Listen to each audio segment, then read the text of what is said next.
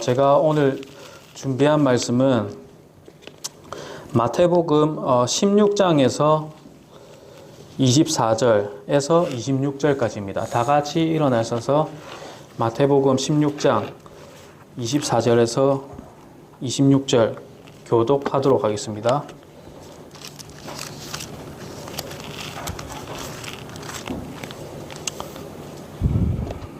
제가 먼저 읽겠습니다.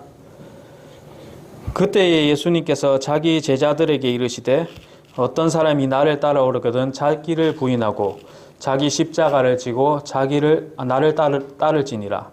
누구든지 자기 생명을 구원하려 하는 자는 그것을 잃을 것이요 누구든지 나로 인해 자기 생명을 잃으려 하는 자는 그것을 찾으리라.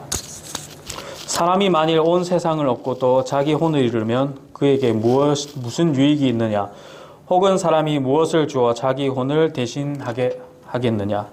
사람의 아들이 자기 아버지의 영광 중에 자기 천사들과 함께 올 것이요 그때에 그가 각 사람에게 그의 행위대로 갚아주리라. 제가 26절까지라고 안 했나요? 맞죠? 네. 네, 앉아주시겠습니다. 잠시만 기도하겠습니다.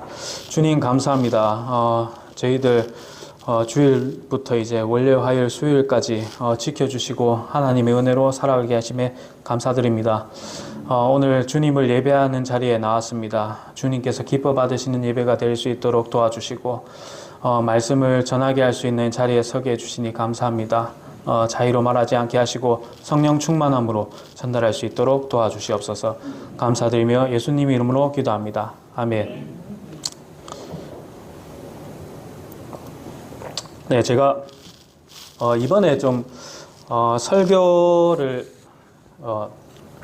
할 때 프레젠테이션 이제 딱 내려오게 해서 이제 말씀을 이제 딱 비춰서 이렇게 하려 했는데 제가 그 예전에 그 신앙생활 할 때 좀 생각해 보니까 이 말씀을 맨날 비춰서 이렇게 하다 보면요 이게 사람들이 성경책을 안 들고 다니게 돼요. 그래갖고 이건 좀 아니다 싶어서 최대한 성경책을 활용할 수 있게끔 해서 안 하는 게 좋겠다 싶어서 준비를 안 했습니다.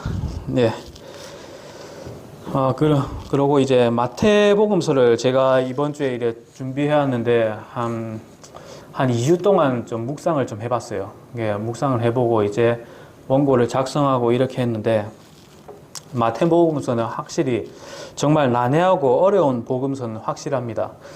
그 신약 성경의 맨 앞자리에 위치하고 있지만은 복음서에는 이제 유대인에게 하는 이야기, 또 교회에게 하는 이야기, 또 환란 시대에 딱 적용되는 이야기까지 그렇게 그 시대를 구분하지 못하면 이게 마태복음서가 완전히 혼란스러워요. 그래서 저도 이제 목사님한테도 여러 번 질문했고 헷갈리는 부분, 그리고 또 신학교에서도 배운 부분이 있습니다. 그 부분이 이제 나누어서 보지 못하면 영영 안 맞아서 이제 성경 앞뒤가 안 맞아서 성경이 나중에 모순처럼 막 보이고 그러더라고요. 그러니까 이제 시대에 잘 나눠서 이렇게 보면 좋겠습니다. 오늘 정한 본문은 이제 마태복음 16장의 내용을 정해보았는데 저희도 사실 잘 알고 있는 구절이잖아요. 근데 우리 모든 그리스도인들에게 다 이런 질문을 좀 해봤으면 좋겠습니다. 지금 옆에 사람들, 앞뒤 사람들 한번 보시면서 당신은 누구를 따라가고 싶습니까? 이렇게 한번 질문해 보세요. 당신은 누구를 따라가고 싶습니까? 옆에 분들 뭐라고 대답하시나요? 뭐라고 대답하세요? 아마 99.9%는 예수님이라 말하지 않을까 싶어요. 당연히 자동적으로 그게 나오는 대답입니다. 누구를 따라가고 싶으면 당연히 예수님 따라가고 싶다 이렇게 얘기할 것입니다. 그러나 거기서 이제 다시 한번 물어보면 정말 예수님 따라가고 싶습니까? 정말 예수님의 고난을 받으면서 따라가고 싶습니까? 정말 예수님의 고난에 참여하고 또 핍박받고 또 환난을 당하고 그런 거를 당하면서 계속 따라가겠습니까? 이러면 사람이 이제 목소리가 줄어들어요. 입으로는 말은 그렇게 예수님을 따라가고 싶습니다 하면서 정작 내 앞에 딱 놓인 십자가를 탁 바라보면요, 사람은 이제 위축되고 피하려 하고 도망가려 하고 그렇게 되는 것입니다. 우리가 잘 아는 베드로도 그런 모습을 보였어요. 그렇게 담대하고 다혈질이고 남자다운 성격의 베드로도 그 앞에 십자가를 보는 순간 좌절하고 도망가고 그랬었습니다. 본문 24절을 한번 보시겠어요? 본문 24절에 보면 나를 따라오려거든 자기를 부인하고 자기 십자가를 지고 나를 따를지니라 라고 말씀하십니다. 이렇듯 첫 번째로 이래 저희가 예수님을 따라가려면 자기를 부인하고 이렇게 말씀하십니다. 자기를 부인한다는 것은 자기를 시인한다, 이 말씀에 반대되는 말씀이에요. 자기를 시인하는 사람들은 자기의 한계선을 딱 정해놓는 사람들이 자기를 시인하는 사람들입니다. 예를 들어서 내가 할 수 있는 것, 또 나의 능력은 여기까지야, 또 나의 은사는 여기까지야, 이렇게 말한 사람들이 자기 한계선을 딱 정해놓는 사람들입니다. 자기를 부인하는 사람들은 자기의 한계선을 정하지 않습니다. 본인의 한계선을 미리 딱 정해놓고 산다면 평생 발전이 없는 사람이 됩니다. 자기의 한계선을 부인하는 자만이 느리게 가더라도 한 걸음씩 한 걸음씩 전진할 수 있는 것입니다. 제가 요즘에 저녁에 달리기를 좀 합니다. 달리기를 좀 하는데 제가 처음에는 진짜 한 2분도 못 뛰었어요, 진짜. 그 옆에 한 자매 갑니다. 2분 뛰는 것도 힘들었고 그랬는데, 만약에 나는 2분밖에 못 뛰는 사람이 이렇게 딱 했다면 여태까지 2분밖에 못 뛰었을 그런 사람으로 남았을 거예요. 하지만 제가 그 한계선을 딱 정해놓지 않고 이제 차근차근 조금씩 한 계단 올라가다 보니까 지금은 제가 30분 이상 뛸 수 있어요. 또 자기를 부인하는 사람은 본인의 옛사람을 부인하는 것입니다. 나의 과거의 모습은 이러이러했지만 지금은 나의 모습은 없다. 우리는 모두 이제 거듭난 사람들이지 않습니까? 나의 옛사람은 어떠한가? 이렇게 한번 생각해 보십시오. 옛사람은 육신의 욕망을 그대로 이루려고 하는 그런 사람입니다. 육신의 욕망은 아주 많죠. 진짜 시기하고 질투하고 마음에 교만하고 또 분노하고 또 오래 참지 않고 또 나의 본성 그대로 살고 또 사치하고 말씀과 기도를 하지 않고 하나님의 일을 거부하거나 게으르고 세상의 성공, 신본주의가 아닌 인본주의, 수수히 많습니다. 육신의 모든 소욕 등등. 이런 것들은 본인의 그 옛사람을 딱 부인해야 되는 것입니다. 이것을 인정하고 들어간다면 그 사람은 계속 옛사람으로 남아있는 것입니다. 나는 이런 사람이다. 인정하고 이 정도는 난 원래 그렇다고 이제 합리화해버리면 전혀 발전이 없는 것이죠. 이런 것들은 본인의 옛사람을 부인해야 합니다. 인정하고 들어가면 안 되는 것입니다. 우리 로마서 6장 6절 한번 봅시다. 로마서 6장 6절.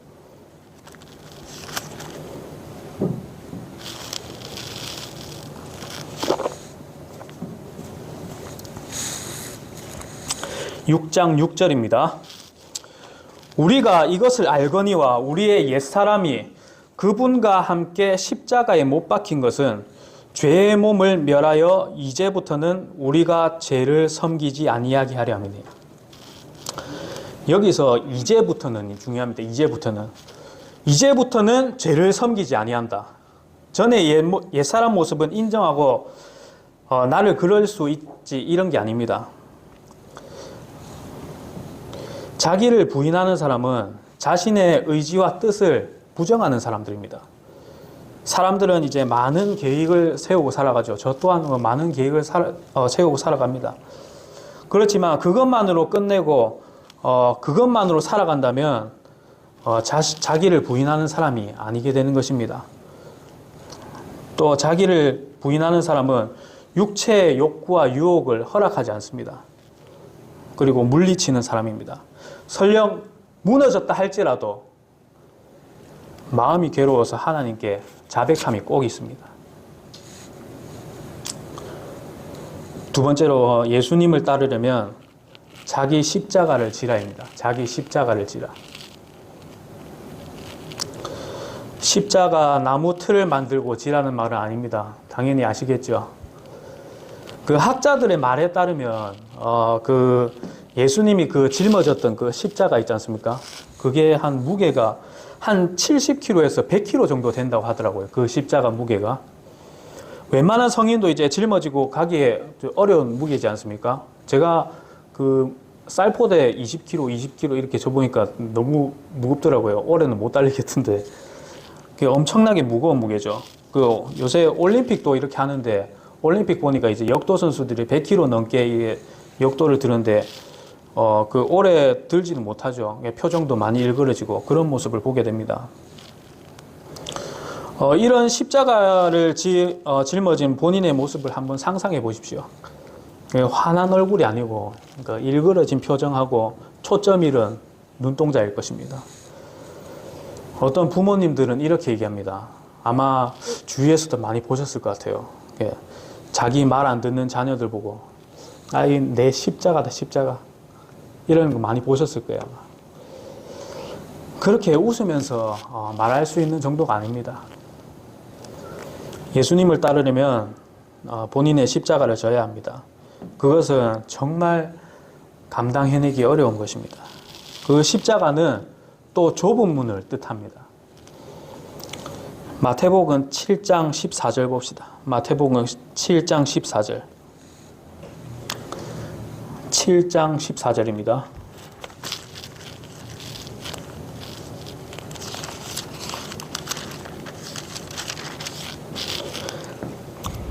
네.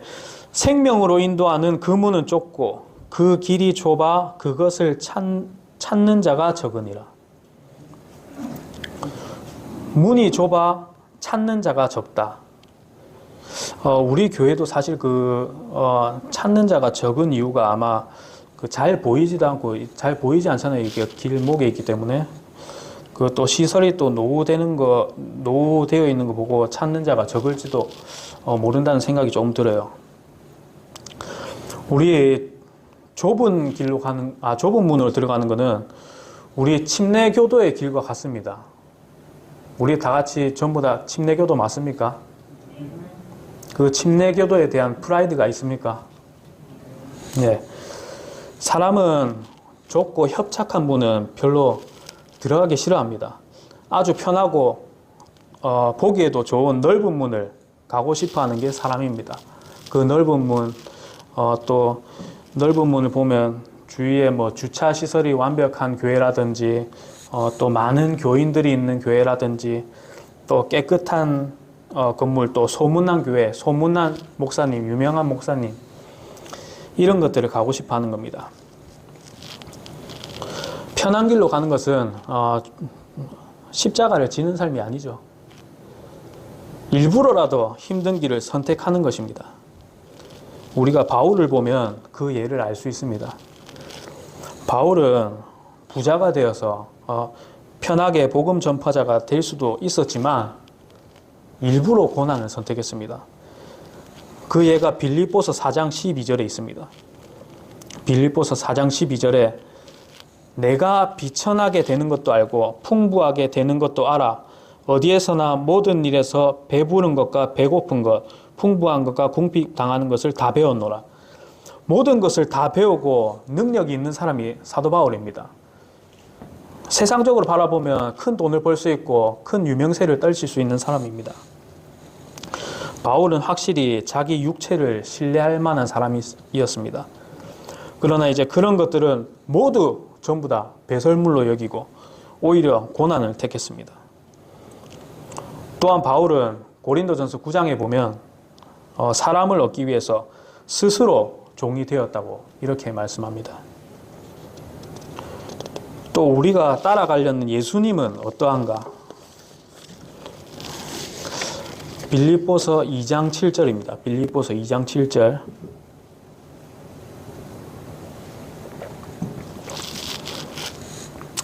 네. 빌립보서 2장 7절. 스스로 무명한 자가 되사 자기 위에 종의 형체를 취하시고 사람들의 모습이 되셨으며 사람의 모양으로 나타나사 자기를 낮추시고 죽기까지 순종하셨으니 곧 십자가의 죽음이라. 예수님은 하나님과 동등됨을 취할 수 있었지만 예수님은 그렇게 하지 않았습니다. 일부러 스스로 무명한 자가 되었습니다. 오늘날의 그 중대형 그 교회 그 목회자들 바라보면 이런 모습하고는 정반대입니다. 그 사람들은 성도들 위해 군림하는 사람들이고 또 대접받기를 좋아하는 사람들입니다.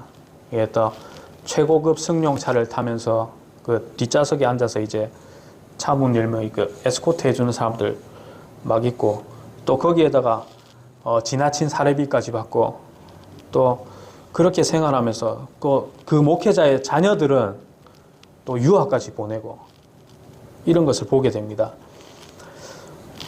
종의 모습이라기보다는 완전 귀족의 모습이라 볼 수 있습니다. 물질적인 문제로 힘들어하는 성도들이 있을 거 아닙니까? 그런 성도들이 그런 모습을 보면 어떻게 될 것입니까? 사람을 얻는다기보다는 사람을 잃어버릴 수 있습니다. 그런 건.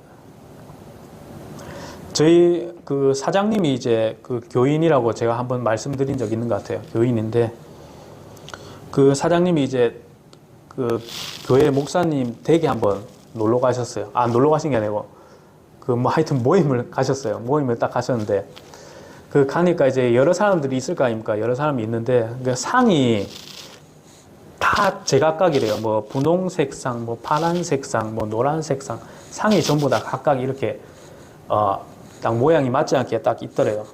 그게 딱 보니까 전부 다 주워온 거예요. 물건이 전부 다 주워온 거였어요. 거기에 이제 저희 사장님이 감동을 해버린 거예요. 정말 우리 목사님은 이렇게 어렵게 사시면서도 목회를 하시는구나. 거기에 되게 감동을 하셨나 봐요. 십자가를 우리는 짊어지고 있는 삶을 살고 있는가? 또 일부러 힘든 일을 하는 것을 하기 싫어서 십자가를 버리고 살아가겠는가? 보기에도 좋고 편한 넓은 문으로 들어가겠는가? 아니면 볼품없고 불편한 좁은 문으로 들어가겠는가? 요즘에 환경이 진짜 조금이라도 불편한 환경인 직장이 있다면 그런 데는 그 직원 구하기가 되게 어렵다 하더라고요. 저희 회사도 좀 예전에 좀 직원 구할 때 좀 직원 구하기 어려웠던 때가 있었어요. 근데 요즘에는 그런 좀 불편한 환경이 조금이라도 있으면 직원들이 안 들어온다 하더라고요. 그러나 이제 뭐 대기업이나 좀 중견기업쯤 되면 그 채용하는 일이 있으면 사람들이 어디서 왔는지 몇십만 명이 막 몰려드는 거예요. 그런 형태의 지금 이 시대에 저희가 살고 있어요. 편한 곳이라면 편하고 이제 돈을 많이 주는 곳이라면 어떻게든 막 들어오려고 하더라고요, 사람들이. 넓은 문에는 없지만 좁은 문으로 우리가 향하여 들어가면 주님께서 저희들에게 손을 뻗고 있을 것입니다. 저희 이번 2024년 여름 캠프 거의 다 다녀오셨는데 이번 여름 캠프에 정말 감동되었던 게 성우의 구원하고 두 가지인데 성우의 구원하고 그 서해남 집사님 그 목회 소명 간증 그게 정말 복이 되었습니다. 그 서해남 집사님 같은 경우에는 이제 은퇴를 하시고 이제 사실 그 집사 직분으로서 그대로 살아가셔도 사실 무방해요. 그리고 또 편한 삶을 사실 수도 있고 또 그 집사님의 그 위치에서 상급을 쌓을 수 있는 그런 위치에 있었어요. 그렇지만은 하나님의 음성에 딱 답하고 고난의 길을 스스로 택하셨어요. 거기에 너무나 감동이 되었던 거죠. 그 길을 알기에 다른 사람들이 거기에 완전 눈물바다였거든요. 거기에 사람들이 이제 감동을 받아서 그랬던 적이 있습니다. 성도들의 생활 방식은 십자가를 지는 삶입니다. 우리 빌립보서 3장 한번 보시겠습니까? 빌립보서 3장 17절에서 21절입니다. 빌립보서 3장 17절에서 21절.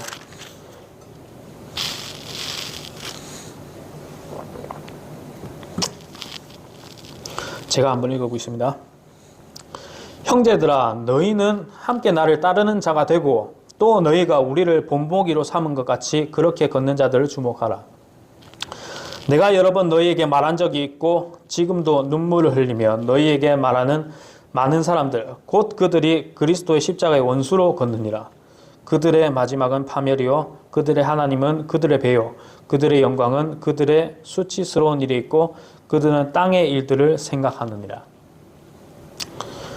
여기서 십자가의 원수로 걷는 사람들을 이야기합니다. 본문이 이제 지옥에 갈 구원받지 못한 사람들을 이야기하는 것 같지만은 십자가의 원수로 걷는 그리스도인도 있다는 말입니다. 바울은 십자가의 원수로 걷는 자들 보고 여러 번 이게 권면을 했다고 말하고 있고 또 아직도 그렇게 하지 못하는 사람들을 바라보며 눈물을 흘렸다고 얘기합니다.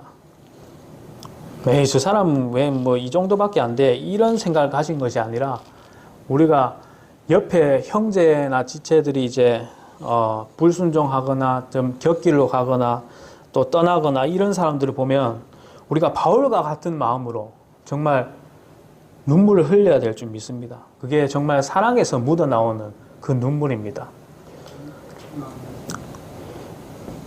그 십자가의 원수자들의 마지막은 파멸입니다. 파괴되어 없어진다는 말입니다. 파괴되어 없어짐. 원래 있던 것이 파괴되어 없어진다는 것입니다. 상급 또한 파괴되어 없어진다는 것입니다. 우리가 지금 수요 예배 참석하고 이렇게 찬양을 드리고 헌신하고 하는 것들이 무엇을 위해서 하는 것인가 생각해 보시면 좋을 것 같습니다. 사실 상급을 위해서 하는 거잖아요. 우리의 캠프, 이번 캠프 주제도 그 상급에 대해서 하는 거였는데 저희가 구원받기 위해서 하는 것이 아니잖아요. 상급을 위해서 하는 거잖아요. 이 자리에 나와 있는 것도 말씀을 듣는 것도 또 찬양을 드리는 것도 전부 다 상급을 받기 위해서 하는 거잖아요. 그런데 십자가의 원수가 되어서 그 쌓았던 상급 스스로 파멸시켜버리면 얼마나 그게 어리석은 자가 되는 것입니까? 십자가의 원수자들은 나의 하나님 이렇게 얘기하지만 그들은 정작 자신의 배를 섬기는 사람들입니다. 배를 섬긴다고 해서 탐식가를 이야기하는 것이 아닙니다. 제가 말씀드리면서 조금 찔리는데 물론 지나친 탐식은 죄가 되는 경우가 있습니다. 그러나 여기서 배를 섬긴다는 것은 자신의 욕심을 자꾸 채운다는 것이죠. 자신의 욕심. 내가 원하는 것은 꼭 있어야 되겠다는 마음. 남들이 가지고 있는 것은 나도 있어야 되겠다는 마음. 이런 마음이 십자가의 원수자로 살아가는 것입니다. 야고보서 1장 14절입니다. 야고보서 1장 14절.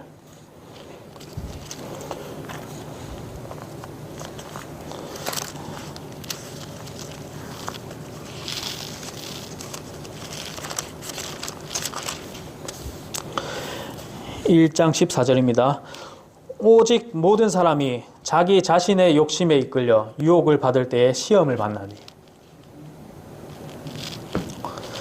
네, 결국 유혹을 받는 거나 시험을 받는 것은 자신의 욕심 때문이라고 이렇게 얘기합니다. 자신을 내려놓고 부인하는 사람은 유혹이나 시험이 전혀 문제가 되질 않습니다.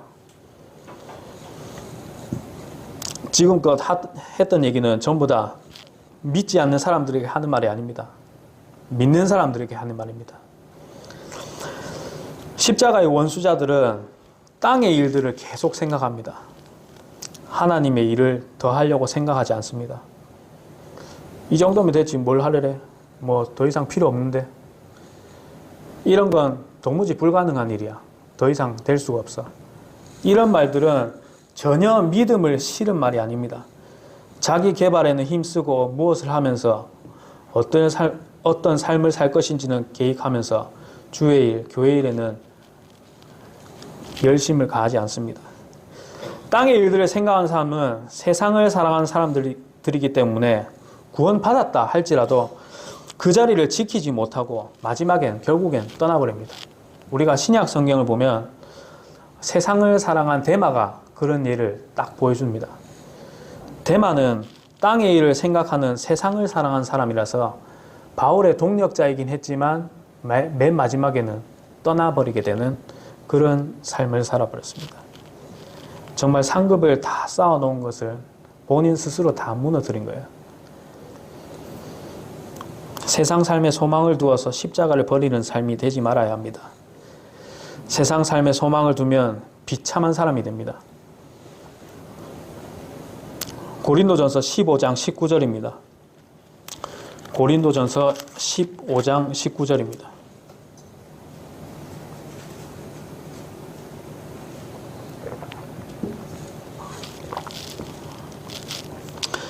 네. 만일 우리가 이 세상 삶을 사는 동안에만 그리스도 안에서 소망을 갖는다면 모든 사람들 중에서 우리가 가장 비참한 자니라. 우리는 이 세상 삶을 사는 동안에만 이제 소망을 가지게 되면 가장 비참한 사람이라고 이렇게 얘기합니다. 우리의 초점은 이 세상을 바라보는 것이 아니라 위의 하늘을 바라봐야 되는 것입니다. 우리의 소망은 죽음 이후 또는 우리가 사는 동안 그리스도의 나타나심에 소망을 두어야 하는 것이죠. 고린도전서 15장 19절에는 본인의 그 일생 동안 그 안에 소망을 가지는 사람이 있다고 얘기합니다. 거기에 소망을 가진다면 아주 비참한 사람이 된다고 그렇게 얘기를 합니다. 왜냐하면 세상의 왕은 사탄입니다. 세상의 왕은 사탄. 세상의 삶으로서 이제 십자가의 삶으로서 사실 희망이 없습니다. 세상의 삶만 보면. 만일 내가 세상에 살면서 돈을 많이 벌게 해주세요. 또는 남들보다 건강한 몸을 가지게 해주세요. 또 유명한 사람이 되게 해주세요. 이런 세상 안에서만 소망을 갖는다면 큰 좌절을 맛볼 것이기 때문입니다. 돈은 있다가도 없어지는 것이 돈이고 자신의 건강 또한 건강하다가도 건강을 잃을 수 있으며 유명인이 되더라도 어떤 사건 딱 하나 터지게 되면 유명인이 아닌 사람보다도 더 못할 때가 생기기 때문입니다. 그러나 이제 참된 그리스도인들은 좌절과 위태로운 세상에 소망을 두는 것이 아니라 보이지 않는 것을 바라보면서 그것이 완전하고 영원한 것인 줄 알기 때문에 인내하고 십자가를 견디는 삶을 살아갈 수 있습니다. 이런 사람이 비참하지 않는 사람입니다. 겉으로는 그렇게 보인다 할지라도 절대로 비참하지 않는 사람입니다. 우리가 참 사는데 인내가 정말 중요합니다. 그리스도인 삶에 꼭 필요한 것이 인내입니다. 모든 것이 인내고 고통의 연속이고 이 십자가의 삶의 경주자가 되어야 하는 것입니다. 지금 파리 올림픽이 이제 끝났죠. 올림픽 선수들이 이제 경기에 나가서 이제 그 메달을 딱 획득하게 되면 눈물을 흘리는 모습을 많이 보셨을 거예요, 아마. 그 눈물은 자신이 이제 올림픽을 준비하면서 어떻게 지냈겠습니까? 남들이 자는 시간에 더 일찍 일어나고 또 남들이 여행 다니면서 쉬고 있을 때 본인은 땀을 흘리면서 몸을 훈련하였던 그 지난 시절의 힘듦의 나날들이 생각나서 감격의 눈물을 흘리는 겁니다. 우리도 믿음의 경주자로서 인내하면서 남들이 모르는 사이에 본인은 십자가를 지며 달리고 달려갈 때에 그때도 우리는 이제 마지막에 주님을 만나서 지난 세월을 떠올리면서 눈물을 흘리게 될 것입니다. 그때 이제 주님은 우리 보고 잘하였도다 하면서 칭찬하면서 우리의 눈물을 닦아주실 것입니다. 그러나 인내의 보상으로 기쁨의 눈물을 흘리는 사람이 되어야지 자기 십자가를 부인해서 상급을 잃어버림으로 흘리는 눈물은 되어서는 안 될 것입니다. 그렇다고 이제 앞서 말한 것을 듣고 이제 십자가의 삶은 너무 힘든 것이야 라고 낙심할 필요는 없습니다. 왜냐하면 주님께서는 믿는 사람과 함께 하시고 또 주께 도움을 구하면 힘과 위로를 분명히 주시기 때문입니다. 마태복음 11장 29절에서 30절입니다. 마태복음 11장 29절에서 30절입니다.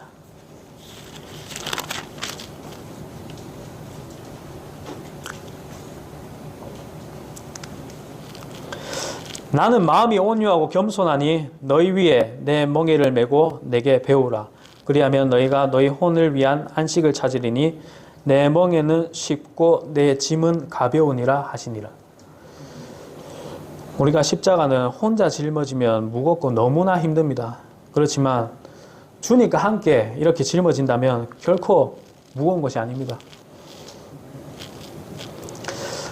세상 삶의 소망을 두고 사람이 되지 않고 영원한 삶의 소망을 두면서 기꺼이 자기의 십자가를 지며 예수님을 따르는 자가 되길 원합니다. 그리고 다시 본문 한번 돌아가 보겠습니다. 본문 16장 25절 한번 돌아가 보겠습니다. 16장 25절.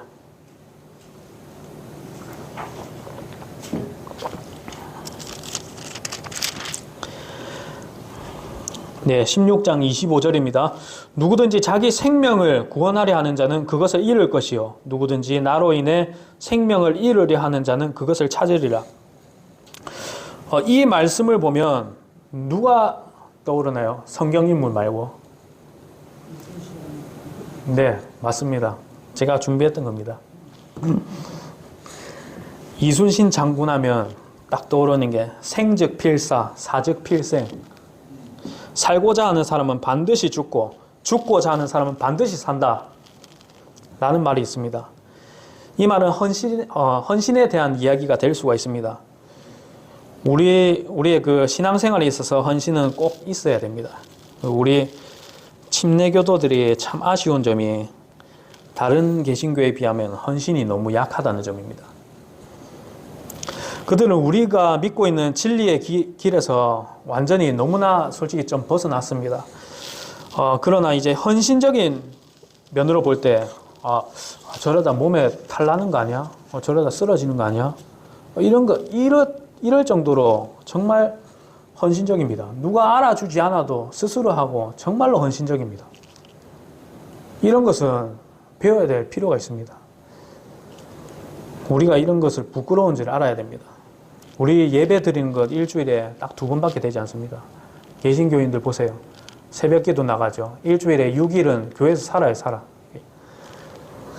그 2번도 힘들어서 입이 튀어나와 있는 사람이라면 죽고자 하는 사람이 아니라 살고자 하는 사람입니다. 우리는 주님께 대해서는 항상 빚진 자의 마음으로 살아가야 됩니다. 빚진 자는 말이 없습니다. 그냥 그저 따르는 일만 있을 뿐입니다. 그 마음으로, 낮은 마음으로 주님께 순종하면서 주님의 길을 따르는 저와 여러분들이 되길 원합니다. 기도하시겠습니다.